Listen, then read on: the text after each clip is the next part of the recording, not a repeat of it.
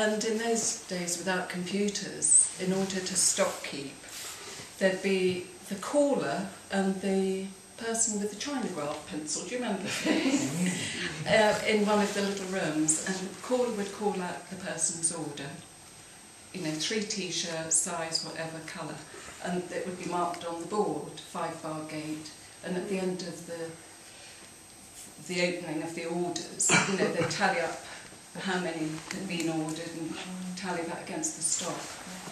10 times quicker than a computer could ever do. Yeah. But I think they handled 2,000 orders one day. Yeah. It was a record. All by hand, and they were all, sorted in one day. Yeah.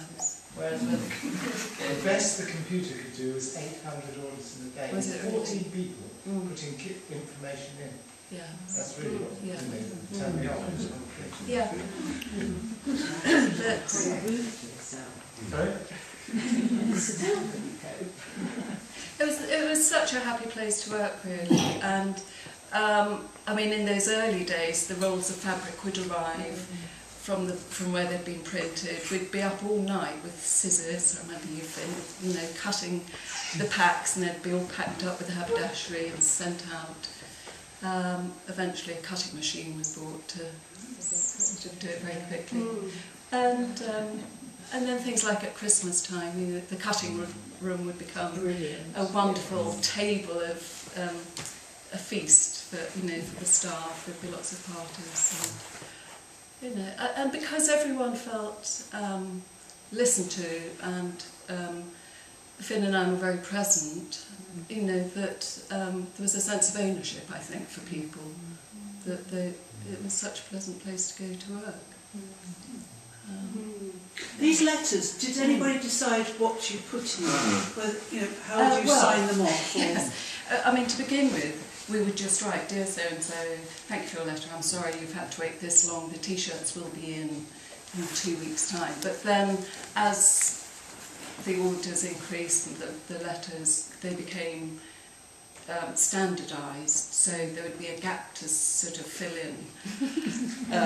Thank you for your letter, and just fill in the missing bits, because they had to, because you just simply could not handwrite all the correspondence. But one of the things I remember connect with Clothkits is music, because there's always Radio Caroline or whatever it was on, wasn't it? Yes. So lots of pop songs I hear now, I think straight back to the picking room or the cutting room or the packing room. Well, in the design room it was Radio 4, so...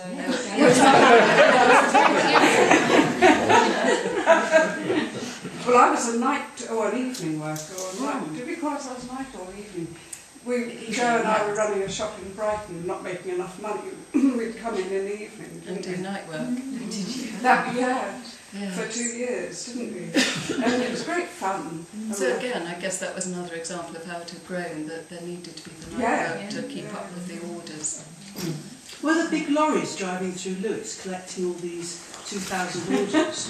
No, well, the post would arrive at the back door in the evening and take all the orders off to the sorting office. Yes.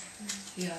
But the only big lorries would be delivering rolls of fabric or anything like, knitwear or socks or what have you. But the actual kits turned up on rolls of fabric and they had to be cut up. That was, they had to be hand cut, as John said, initially with scissors, but then eventually with an electric cutter. I think that was just pre-bypass days, wasn't it, where you had all the traffic going? Yes, I think, because I think... When was R6 going up the high street? Yeah, absolutely.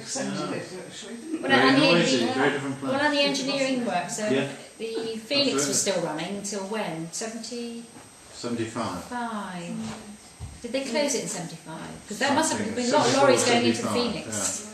Big steel. That was heavy.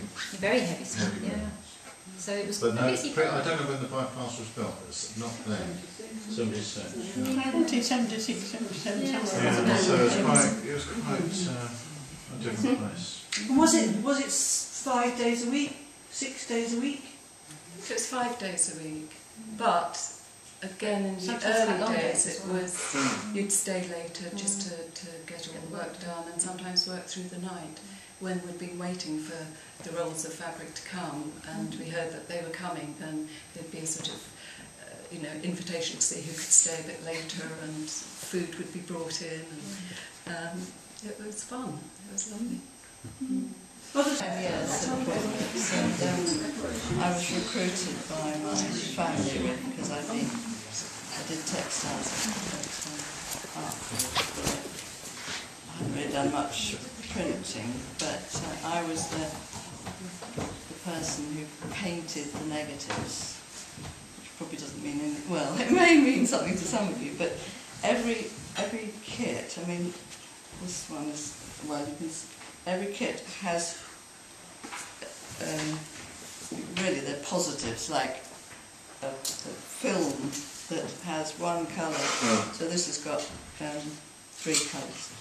So there would be a great big sheet of this film which we'd have on a light table, and all this would have to be, I never, I didn't design anything, but I was given the designs, and then I had to fit them onto the shapes, and I did all that for 10 years, and it was, it was interesting. So when you say you were given designs, which bit of that were you given?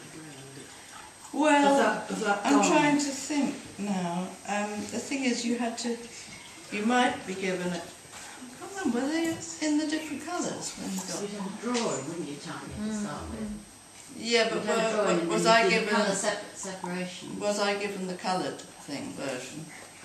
Can't really remember. Well, And I would photographically reproduce them on a special machine because it had to be light.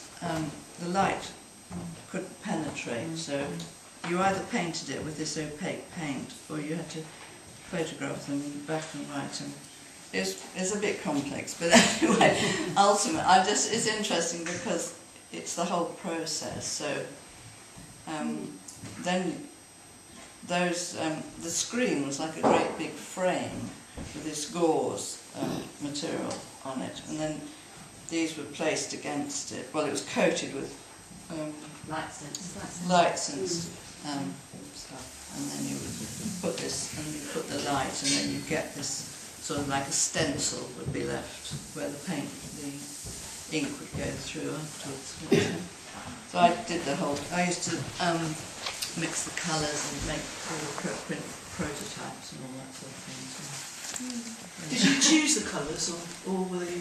Not usually, but I would have to mix them. I would mix them, and then they would have to be, I'd have to mix the colours. So that was quite fun. You have to weigh all the different dye stuffs and keep records of all the colours. Complex. And I did go on actually for a couple of years and work for Greenland afterwards, which was quite a different setup altogether. So, and they have a huge building, or they had a huge building in London. It was a mail order company where they did everything in-house. They even printed their catalogue in-house. It was quite extraordinary. I think they employed 6,000 people in one building at one time. They do all the photographic shots in-house. But it was, nothing like Clothkits. If there's any questions, I'm happy to answer. I think I did some of the painting those negative sheets as well, and it was an extraordinary paint that I imagine was something like rust, because Yes. it was like the It was awful. It looked like red oxide paint. Yes, And and it was very blobby, so you had to be terribly careful to get sharp edges on it. I mean, you And needed 10 years to sometimes get you would used have to done reading. one half of a symmetrical pattern, and I'd have to make sure the other half was the same.